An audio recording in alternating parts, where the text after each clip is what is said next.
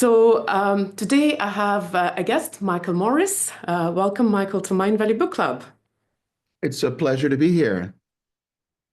It's my pleasure. And I'll give a short introduction to Michael and to the book of the week this week. Although in January, we're still catching up for last year. So the book of the week actually came out last year. But I'll introduce my guest and the book, and then we'll go into the conversation. Michael Morris is a cultural psychologist at Columbia University and has been teaching students in the School of Business and, postgraduates in the School of Business and in psychology department. He has also previously taught in Stanford University. And I've actually noticed that you have had degrees both in psychology, cognitive psychology, and English literature, which actually explained why the book is so engaging, because this was probably the first thing that I've noticed. I just couldn't put it down. And in addition to that, Michael's research is focusing on cultural influences on our cognitive abilities and our collaboration and communication. And in addition to academic work, Michael has also consulted corporations, governmental institutions, NGOs, and political campaigns, which you are actually pretty open about at the very beginning of the book. And then I know it finishes also with a very very personal account of one of the political campaigns, but we'll leave that for now. I'm not afraid to talk about that, and you are also not afraid to talk about that, but I want to talk about the book first. So the book Tribal, it's the shorter name of the book, Tribal. So my experience of the book, I have to tell you my personal experience first, is that, I'm actually not into sports too much. And the book opens with an account of a soccer team, which is known soccer in US or football in Europe, which initially I was like, oh my God, I don't even watch the sports, let alone read about it. But a few pages in, I have to confess, Michael is such a good storyteller. A few pages into the book, I was shedding tears about this Korean athlete scoring a goal. So the book is not about sports, of course, but it's a very engaging book, which honestly is I really love books like this. You can't put them down. And it talks about how our tribal instincts appeared in the first place. It has a lot of evolutionary biology and anthropology in its pages, a lot of wonderful stories. Really warmly recommend this book, Tribal. And we'll go and talk about what the book is about. I did mention politics, and it does come down to politics because as you read, you can't avoid thinking that we live in a world which is so polarized. How does this all come together? So sorry for this rambling introduction, but Michael, did I leave something out, at least in your bio, which is worthy mentioning? It was a wonderful introduction to the book and a wonderful introduction to me, and at far greater depth than I usually experience in both regards. So I'm really eager to speak with you, and I'm so delighted to be here. Thank you so much. So I want to maybe start straight away from the three main tribal instincts that drive our behavior.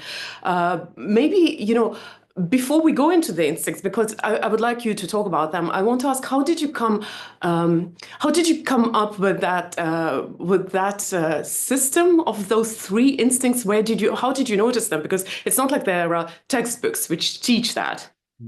Yeah. Well, there's been in the field of evolutionary anthropology, which is sort of connected to the field of cultural psychology that I work in, there has been a tribal instincts hypothesis.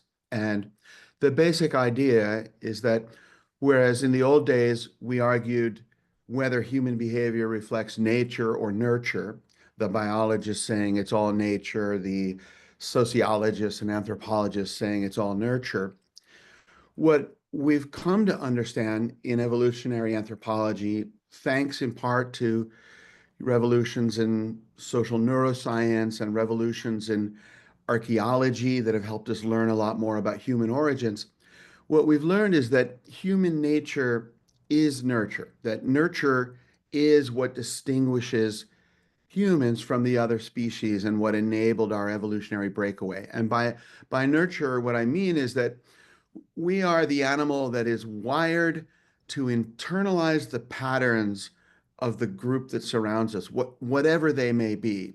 We are like sponges for culture. We have a radar, we pick up on cultural patterns, and then we are motivated to express those patterns and reproduce the culture.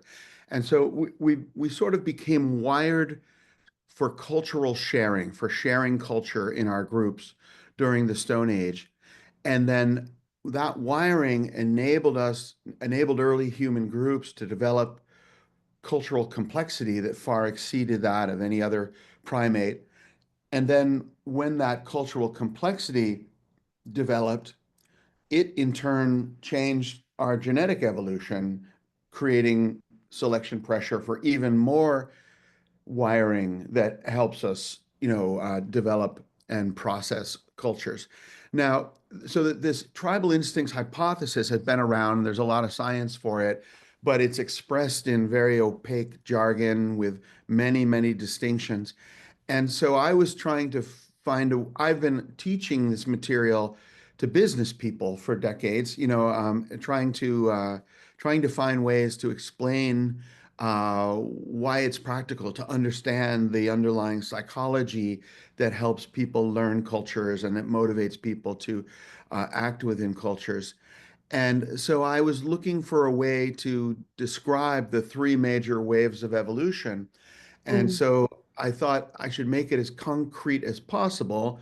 So I named them after the sort of three reference groups that they focus on. The first one is the peer instinct. It's this conformist instinct to mirror what you see in the people around you, the people that you see most, to want to mirror their thoughts and behaviors and to want to mesh with them. And we usually deride that as conformity, but it's the cornerstone of our capacity for culture. And then the next wave of human brain evolution related to our group psychology came about a half a million years ago when early humans at the time started engaging in more pro-social behaviors, whether mm, it's building a shelter to take care of the elderly or helping people with disabilities survive. And we see this in the fossil record. We see individuals with a congenital deformity that survived to the age of adulthood for the first time.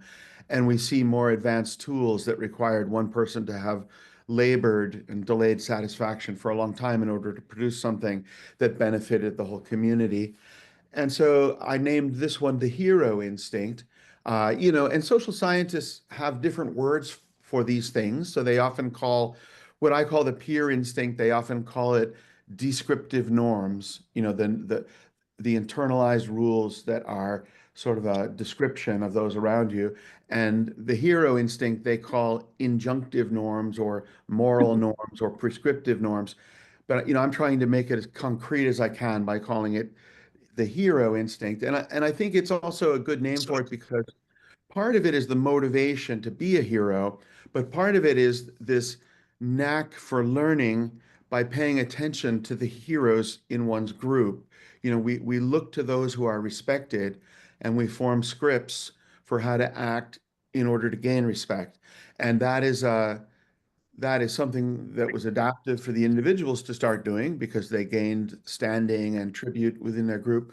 But it was also functional for the group because it was a psychological pattern that led to people contributing altruistically to the community. And then the final piece, and I hope I'm not talking at too great length here. Stop me if I'm if no, I'm no, no, it's not. fine. The final piece I label the ancestor instinct, and it refers to this new system in our psychology, a new set of human quirks that emerged in the last 100,000 years, where we can see evidence in the fossil record and in the artifacts from that time that people developed this compulsion to replicate the ways of prior generations in their community. We see it in cave art that there are many caves in France where when they did the carbon dating to see how old the drawings were, they not only discovered that they were way older than people expected, they were 40 or 50,000 years old, but that some of the drawings in any given cave were done 1,000 or 2,000 or 5,000 years after the first drawings, so that later generations rediscovered this cave where artwork, something that didn't have immediate practical value, had been done by their ancestors. And instead of behaving like Hollywood cavemen of, running away or rolling a rock in front of the cave, or, they responded with reverence. They responded by studying these drawings from the past and then learning the same style of charcoal drawing and then extending the murals that their ancestors had started. And so this compulsion to preserve and maintain and replicate the ways of the past, it it not only helped individuals learn things that were complex that they sort of had to learn by rote, but it also created at the collective level tribal memory. A group could more easily hang on to the lessons of past generations because individuals were wired to hang on the words of every elder and to study every artifact from the past that was discovered, in the dirt. And so these three social scientists who study norms, who study this idea that we are social creatures, they've always talked about reference groups, but usually they use that with regard to the peer group. But I think that all three of these reference groups are very important and work in similar ways. We want to mesh with our peers, and we are constantly looking to the side to, taking in what our peers are doing. But we're also attentive to the people in our group with the most prestige. It's why we still have this fascination with celebrities and generals and politicians. We want to know what they eat for breakfast. We want to know what kind of workouts they do. And it's because we're wired to emulate, the heroes. And then we all have this backward-looking nostalgia about past generations and this feeling of continuity and this feeling of deep meaning from carrying forward the ways of the past. And each of those three things is an irrational, it's a set of irrational, hardwired behaviors, but Mhm. they all help us create rich cultures. And these rich cultures have been the most important thing in carrying our species to its position of dominating the planet, the solar system. We are Mhm. unlike the other animals because we have these rich, powerful cultures. Thank you for explaining it in such an engaging language, because I think that's one of the wonderful qualities of this books, that there is a lot of great academic literature out there which is inexplicable for most regular people. And So even for the other academics, I mean, yes. we are rewarded for obscurity and for fine distinctions, but there's a need for, synthesizing and translating things to a broader audience. And that's at least what I tried to do in the book. I absolutely second that. And I think that was the thing that I actually wrote to my audience, that what I love about the book is that it is very scientifically founded, but it is also written by very great storytellers. So it is literally like it's very engaging. You will read about these three instincts in more detail in the book. If you haven't got the book, I do recommend you get one.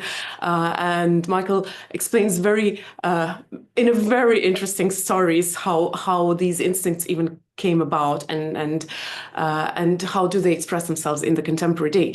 What I want to ask you though is that maybe it is a Western thing, and I am a product of Western society, obviously, but nowadays it feels like a lot of those three instincts, a lot of the times, are being looked down on.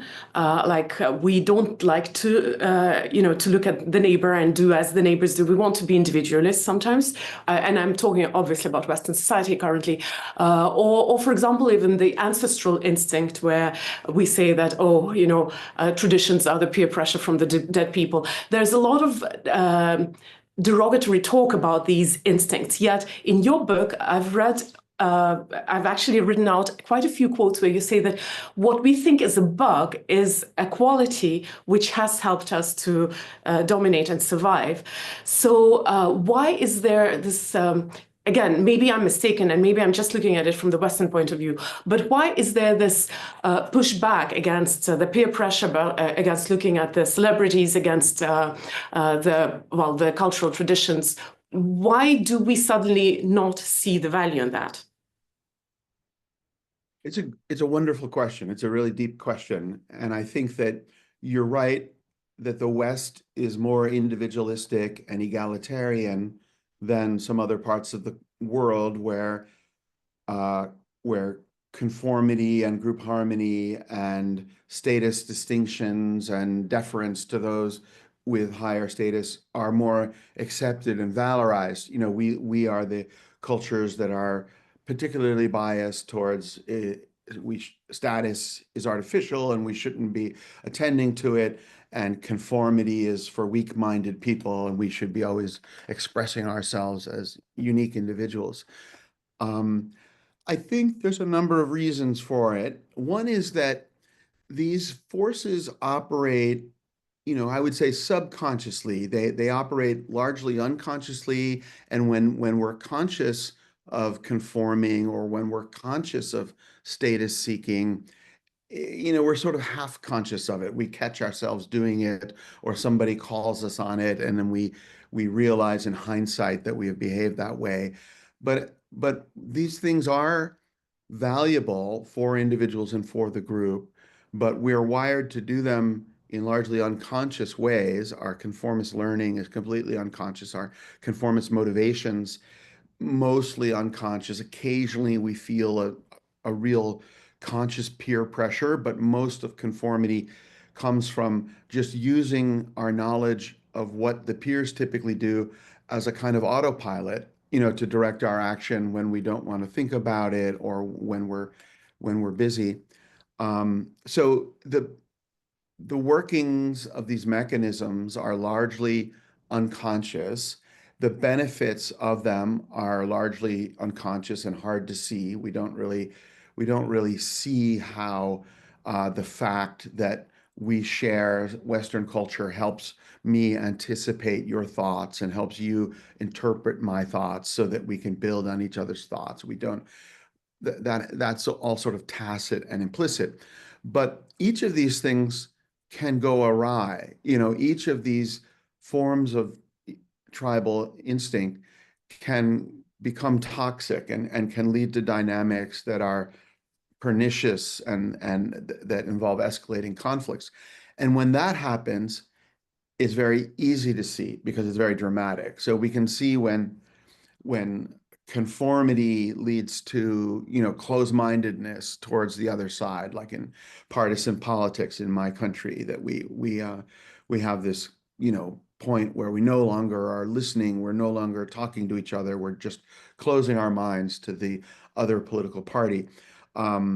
We see dynamics where this motivation to be a hero within one's community leads to, you know, it undermines social justice because people are behaving in clannish ways that benefit those who look like them and in ways that are discriminatory towards people who don't look like them. And then we see when one group's intense desire to preserve its traditions leads to erasing another group's traditions or denying another group's traditions. I mean, we see that kind of thing in the Middle East, but we also see it in the religious strife, you know, in many Western societies. So these things are more visible when they go wrong than when they're functioning adaptively. And I think that's part of why it's become a kind of trope to despair the tribal side of our nature and to think that, you know, these irrational tendencies are going to lead to the end of civilization. There's a discourse that's quite fatalistic about tribalism, and the secondary reason for me writing the book was to try to counter that discourse and say, look, Mm. the situation is not as dire as some of these dramatic pundits are painting it. And what we need to do is have a science-based understanding of our tribal tendencies so that we know what the levers are. And just as we may want to, as a football coach, we may want to build a tribal identity at one moment to get the team to make sacrifices.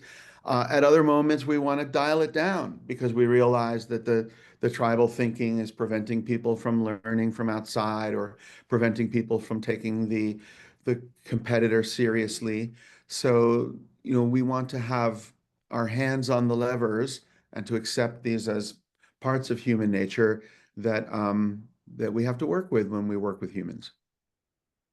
So I want to mention to people who are interested in the book. By the way, there are a lot of examples from all over the world. Some examples totally were very personal to me. I've lived in Malaysia for 16 years, and I'm Really? also from Estonia and was born in Soviet Union. So the some stories that you brought in, I was like, oh my God, I can't believe I'm reading about this in the book. But I want to come back to this tribal instinct. So in essence, what I heard from your answer is that we are only conscious about the part of those tribal instincts, especially when they become toxic tribalism. It's my words, but maybe like a tip of an iceberg. But yet in the book, when you describe the first emergence of some of our tribal instincts, we are talking about 500,000 years ago. So in essence, our brain was shaped by some of those instincts. And naturally nowadays that brain is there. So is there uh, what are we to do with this knowledge? Are we to fight those tribal instincts, or is that normal and we should only pay attention to the toxic expression of those tribal instincts? Once again, a profound question. I mean, my view is that it's the only human nature that we have. We may wish that our psychology was something different. Some of my fellow academics, they wish that humans had no local identities and people were completely universalistic, concerned for the benefit of all humankind or all living things or all planetary creatures. But that's not the psychology that we actually have. That's not the defining psychology of our species. The defining psychology of our species is tribal instincts, and tribal instincts have given us tribal living, which means living within nested groups where we have some more intimate groups. In the old days, we had our band of people that we foraged with and that we wandered with as nomads, and we slept in the same place. And then we had a clan, which was the larger group that the bands were formed from. That is, a group of related people, maybe of 200 in number, that live in an area, and then these bands are 30 people, 40 people, and they recombine. And then the tribe was this broader network of several thousand people within a region that traded with each other and that could understand each other. And so that nesting, those are three different social concentric circles that where there's different levels of shared culture that enable the communication within the band, within the clan, within the tribe. And then as we've moved into the modern world, we have tribes of tribes. We have nations and kingdoms and international corporations. These incredibly large groups that are bound together by some common common ideas and common aspirations. And so we to get anything done, we have to work with the tribal motivations and the tribal talents, the talents we have for quickly absorbing the knowledge that's shared within a group. It enables us to collaborate and to build a culture. I'm currently in Silicon Valley in California, so it's very early. It's like 6 in the morning for me. But I Oh, came out here last night to speak to a group of business people who are, running technology companies for the most part, and they all wanted to know. They would ask questions like, what if someone was running a medium-sized technology company that didn't really have a culture yet? What could one do to start thinking about building that culture. And I would say, well, every human group does have a culture. It's how you understand each other. It's why people show up to work. It may be tacit and it may have formed organically rather than through design, but it's there. So the first step as the CEO is to gain a better sense of the culture that's already there before you start to import some culture that you think would be a good idea for the organization. And the culture in an organization corresponds to when a new employee is trying to figure out how things work. An old timer will say, let me tell you a few things that may not be written down, but about how things work around here. And that's the culture because like a newcomer is being let inside. The culture Mhm. is an inside joke that people make at the beginning of the meeting, and everyone laughs because it's funny, but it's also a marker of being an insider that you get the joke, right? So there's all these things that we do quite without being very conscious that we're doing it, that reference the shared culture within the group. And that is a way of calling upon the motivations the culture related motivations that people have. I mean, most of what you need from employees in an organization, you can't set incentives for those things. There's just too many things, and it's evolving too quickly. So you rely greatly on the motivation to mesh and to fit in, on the motivation to be a hero, to be respected, to be one of the engineers that other engineers turn to for advice, the one who gets to speak at the meeting.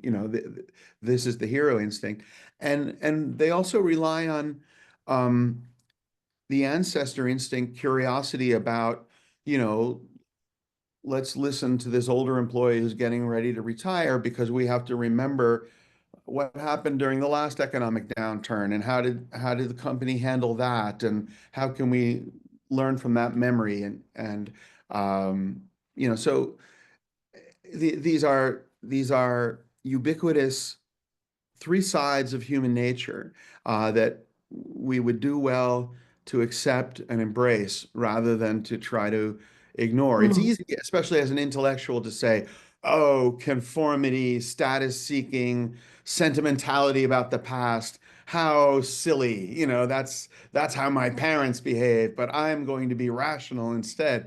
Well, rationality can only get us so far. Rationality is not helping us with climate change because individual self-interest is what got us into the problem. And some of Mhm. the things that can help us get out of the problem are this desire to behave the way other people are behaving, this desire to do things that are pro-social, and this desire to maintain our culture that has existed in the past so that it continues into the future. These motivations may seem irrational to an economist, but they are perhaps our best hope in solving some of our collective problems. I have to say that, as I was reading about the ancestral instincts, I must say that I reevaluated quite a few of my own views about traditions, and thank you for helping see the beauty and the benefit of having that. And also thank you for turning the conversation into the more corporate setting, because actually when I started reading the book, I was quite sure it's a business book, which is going to talk about corporate culture. Thank God it goes much deeper and talks about us as humans, but it has a lot of examples, of course, from business world. Now, I cannot not touch upon this conversation in our interview because for those of you who do not know, I did study politics in my youth, a long time ago, 20 years ago. And where in the last chapter, you do talk about politics in the US, the thing which is very polarized. You do mention your political views quite openly, but yet this conversation is not about politics per se, but about what makes us so intolerant towards each other. Why I want to touch upon this topic is that I think polarization of society is not just the quality in the US, although it really worries me deeply in US. I remember 2 years ago when I was doing my book tour in southern states, such as Alabama, Texas, Florida.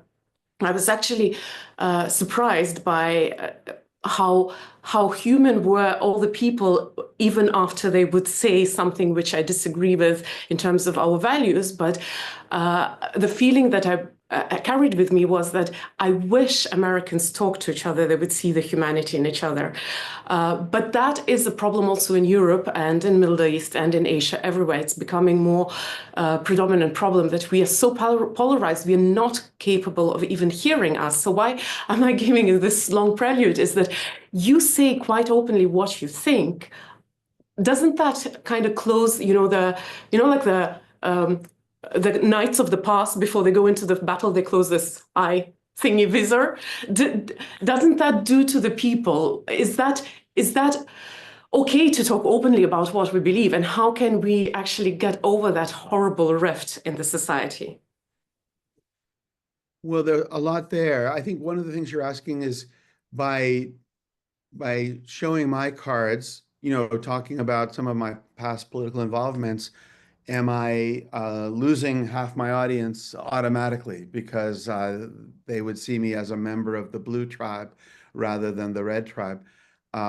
Perhaps, but I feel like I like a book where I know who the author is and I know what their perspective is, and I would rather read a book by a Republican who speaks candidly about their beliefs and their experiences than by somebody who is not revealing the life that led them to their ideas. And I hope I'm someone who, I've worked for progressive political campaigns as a behavioral science advisor with a group of people who've done that for quite some time in the US.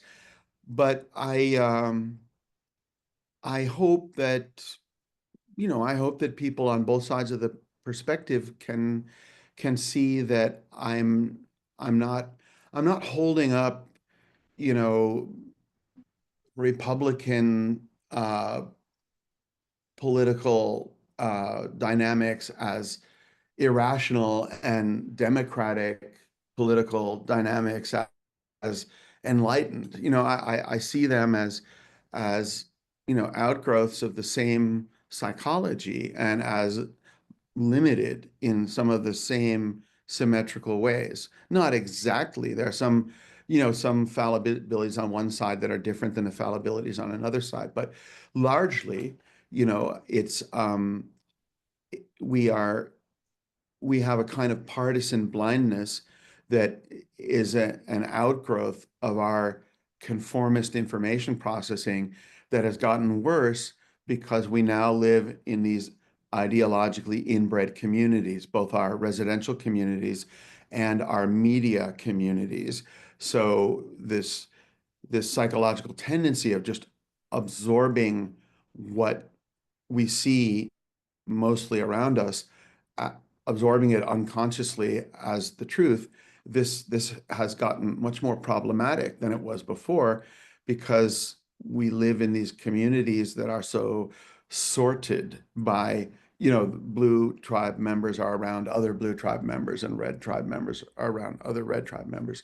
So I think we all are limited by this partisan blindness, and it's become dysfunctional for democracy because what makes democracy work is legislative negotiation where the Democrats need to understand the Republicans really well so that they can see exactly how they need to alter a bill in order to get bipartisan support.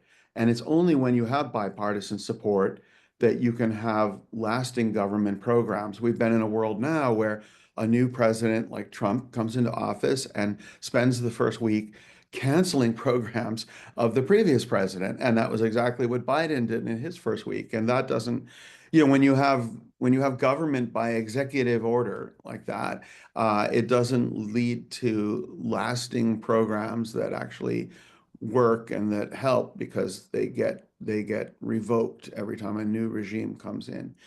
But that's So not a completely new tendency. I do think we used to have religious blindness in the old days where, yeah, unless it was sanctioned by church, it was absolutely horrible and should be like killed, burnt, thrown out of the community. Or my own country's past, I was born in Soviet Estonia. It also started with two groups of the population not seeing eye to eye and people being killed just because they had certain symbols of being another side, like being rich, having land. Unfortunately, history hasn't been very optimistic about such kind of blindness and bubbles. well, history has been mixed.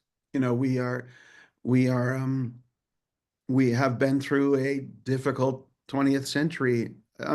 You're Estonian, right? That's a place where, yeah, you had a great a great deal of conflict, and but I don't know that the world is getting worse and worse. It's easy to see that, but according to Steve Pinker, the psychologist at Harvard who has tried to quantify the level of human conflict across the centuries, the general story seems to be a story towards um, greater cooperation and greater peace. Now people get really mad at him for saying that because they're like, "Oh, you're trying to be an apologist for the power, whatever." And he thinks, "Well, no, I'm trying to be an objective, you know, objective viewer of the truth. I'm trying to, but it's very hard to talk about politics without people thinking that you're engaging in politics. Um, Mhm. so." Yeah, so yeah, I don't think it's easy, and I don't think that understanding tribal instincts is a magic cure that makes conflicts go away. I just think that it it gives us a better understanding of the levers that we do have, whether it's in our religious community or as a member of a political party or uh, in a organizational culture. Um, I think all of these cultures obviously matter to our lives. We spend much of our time at work, and politics, has like US politics has a lot of implications for people in the US, but also a lot of implications for people in other countries. So it really matters. And um, but I I don't see a reason for despair. And I Mm. feel like there is a trope of toxic tribalism that the pundit class in the media in my country have promoted over the last 10 years that argues that somehow a kind of uh, irrational hate for outsiders that is sort of deeply buried but primal in our evolution has somehow atavistically reawakened and taken control of our minds so that we no longer see reality clearly, and there's no way we can get the genie back in the bottle again. So we just need to wring our hands and accept the decline of democracy and the end of international cooperation and the fragmentation of large corporations because we're no longer capable of doing any of those things anymore. Our beastly nature has come back, and it makes for very colorful journalism, but I think it's a little bit much. I mean, it's Mm. like we, the first Trump administration, there, in my view, not not great, but not it wasn't the end of the world, and some of the policies were probably good policies. A few of them were good policies, and progress comes through a dialectic. And so right now, many of my colleagues are really horrified about the way that Trump is pushing back against what we call DEI programs for Mhm. diversity, equity, Yeah. and um, and I'm worried about it too, and I'm worried about the motivations behind it. But I'm not against the idea that those programs should evolve over time. One of the things that Trump Mhm. did was he basically changed some of the EEOC categories that the Johnson administration put in place, in 1964, when Mhm. our nation had a very different demographic breakdown than it does now. Like Asians practically didn't Mhm. exist in the US then. And Mhm. there were many groups of, people that are now major blocks of our society that weren't present then. So the demographic categories that were featured in the legislation in 1964, well, maybe that needs to evolve because it's 70 years later, right? So I think that I'm not against the idea that there should be change, and that one of the Mhm. ideas about change from the economist Schumpeter is that you need a creative destruction. You need capitalism is dynamic because not only does it in capitalism there are motivations to build things, but there are also ways to destroy things, and sometimes some destruction clears the way for building something new and maybe something That, that that is. that is actually true. There's a quote, and you repeat this thought a few times. I hope I'll find it because I have a lot of quotes from your book. Uh, um, yeah, if we were wired to focus on the groups and reflexively hate them, we would never have come so far as a species. So I think I really like this thought that comes across in the chapter about the toxic tribalism, that we were not wired to hate each other and to hate the Yes. other. And maybe we should trust our tribal instincts. What I want to ask, though, is on a personal level, considering that we are all facing this kind of blindness or this rift in this society, this very huge us and them. What on a personal level can we do to not feed into this toxic tribalism and not to make the situation worse? Well, I think that, understanding that the tribal psychology does tell us things that we can do personally, as well as things that we can do if we're in a position to set policies, like in an organization. So let's take the political conflict, the sort of partisan blindness.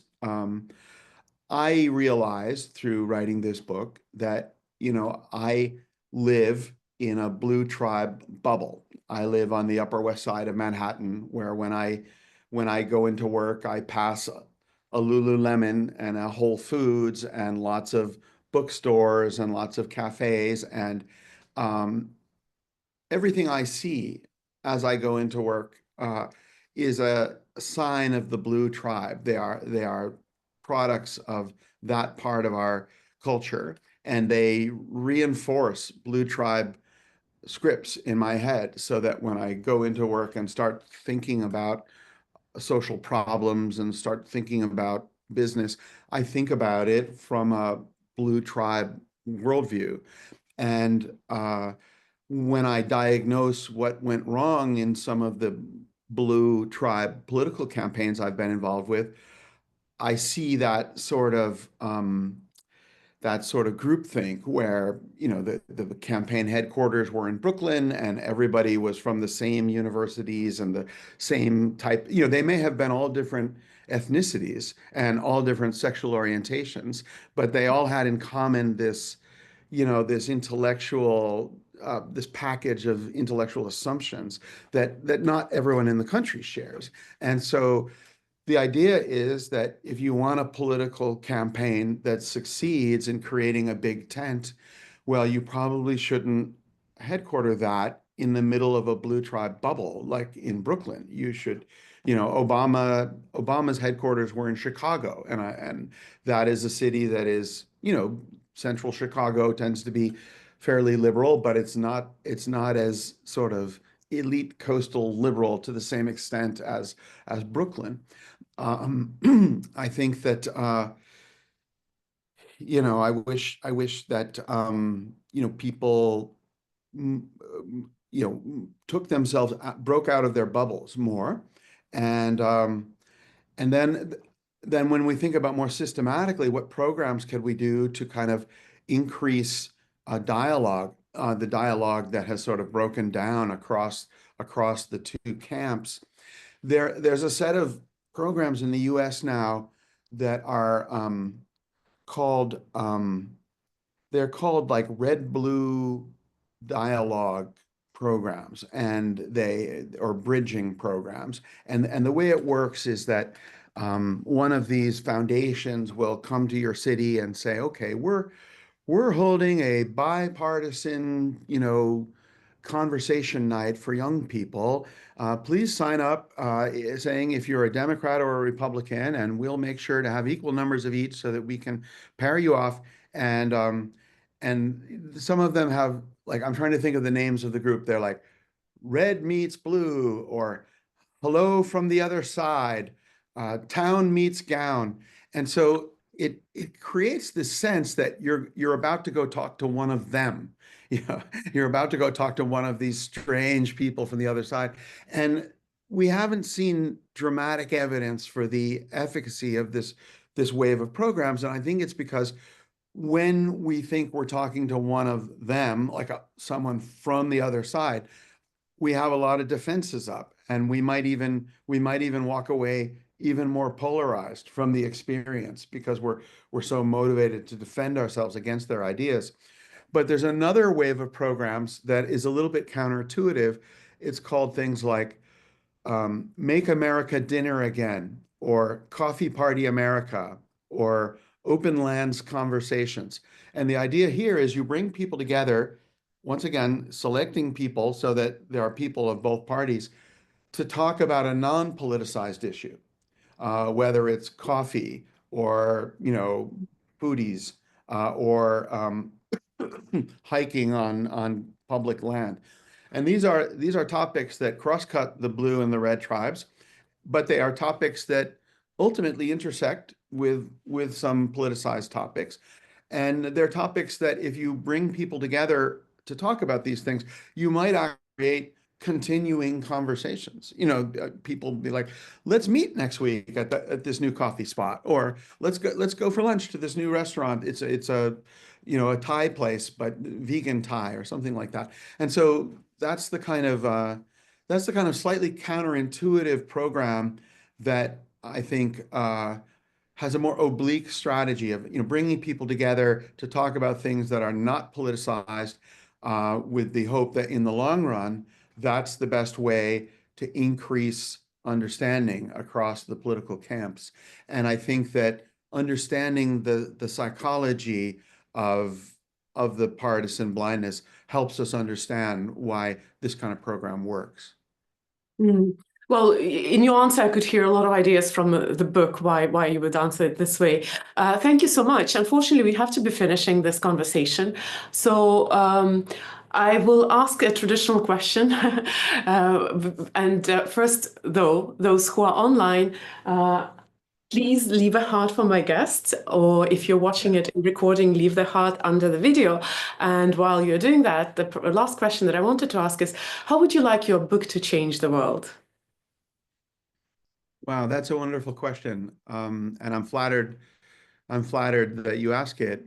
Um, I would like the book to be a user's guide for humans to deal with human nature and with the parts of human nature that we tend to deride and to regard as human follies or human fallacies. I think that we're stuck with our tribal nature, for better or worse, and we shouldn't try to deny it, and we shouldn't deride it, and we should think of it as a set of superpowers that have enabled the extraordinary success of our species, and that are not perfect and that go awry in predictable ways, but that can be, remediated. That if we know the dials that affect people's tribal psychology, we can increase their tribal identities when we need that as a force for motivation, or as a force for coordination, getting on the same page, or a force for continuity when the culture seems to be losing its way. But we can also dial down tribal identifications when they're getting in the way of broader cooperation. And I hope that my book is a kind of user's guide that practical people and well-intentioned people who are trying to build communities, find helpful. A good friend of mine, Bob Cialdini, wrote a book years ago called Influence, and it's a very simple book. He says like all of the influence in the world comes down to six principles, and many people say, oh, it's very reductive, but it's pretty deep. I mean, Bob has a gift for making complex things as simple as they can be. And it's extraordinarily practical. You know, it's one of Warren Buffett's favorite books, you know, because Warren Buffett runs a bunch of companies and does it very effectively. And that requires influencing people. And Cialdini is an honest broker who's a research psychologist who tried to tell people what we've learned from the research in a very user-friendly way. And that's what I tried to do. I don't know if I did it nearly as well as Bob did, but that's my hope for the book. Look, I read a book a week, and I can tell you that your book is outstanding. So thank you so much. It was really, it was a pleasure to read it. And well, I'm very proud to announce the book of the week by Mindvalley Book Club this week is Tribal by Michael Morris. If you haven't read it yet, do get yourself a book. It's very interesting. I mean, it's. And I'm meaning it as a compliment. It's edutainment because you will be both entertained and, in my opinion, my experience with the book was that it made me look inside and think of my own experience and of my experiences through life, and even look at some of the events which are happening right now with us. It does touch upon a lot of contemporary issues, and by contemporary I say which are contemporary right now, not 5 years ago. So it's a very it comes with my warm recommendation. Thank you, Michael, so much for joining us. It was a huge pleasure, and I was a little bit maybe a little nervous to meet with you because I really love the book. But thank you so much for your wonderful conversation. And for those of you who follow Mindvalley Book Club, I'm very grateful to you. Stay in touch with us. If you are not following yet, sign up. We do book reviews once a week. We send out the best books of the previous week. And I also interview the author of the best book once a week. And as you know, I have access to the best authors. So stay in touch. Thank you, everyone. And thank you so much for having me. It's an incredible honor. And to get such deep and nuanced questions is a treat. It makes writing the book worth all the effort. Thank you so much. See you all. Bye.